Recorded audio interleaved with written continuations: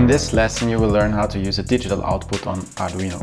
The first thing we need to do is to tell our Arduino which pin we would like to use as output. In my case, I will use pin 13 as output. So I use the function pinMode, and inside of round brackets I will put both the pin number, which is 13, and the type, which is output. Be sure to write it in capital letters. As always, at the end of the statement, put a semicolon. Now Arduino knows which pin is going to be our output. Now the nice thing about pin 13 is that it is actually connected to a tiny LED on the Arduino board itself. And what we will do in this lesson is we will let this LED blink. In order to get the LED to blink, we need to do 4 things. We need to turn it on, we need to wait, we need to turn it off, and we need to wait.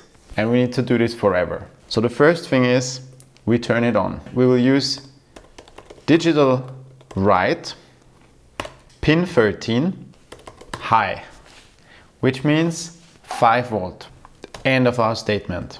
Next line, delay. Let's wait 1000 milliseconds, which is 1 second. End of statement. Next line, digitalWrite 13 low. End of statement.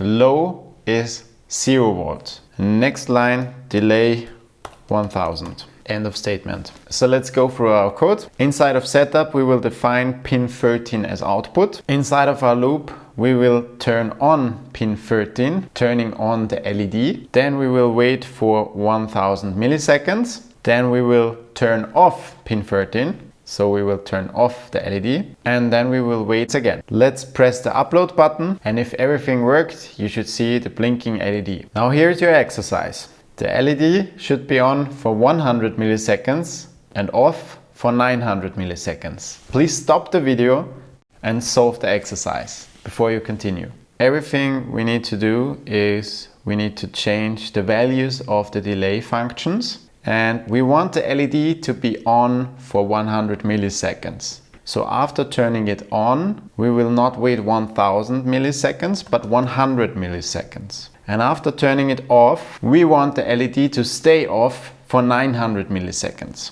So we will change that to 900 milliseconds. Press upload, and now the pattern of the LED blinking should clearly change. Please like, subscribe. Thank you for watching, and see you in the next lesson.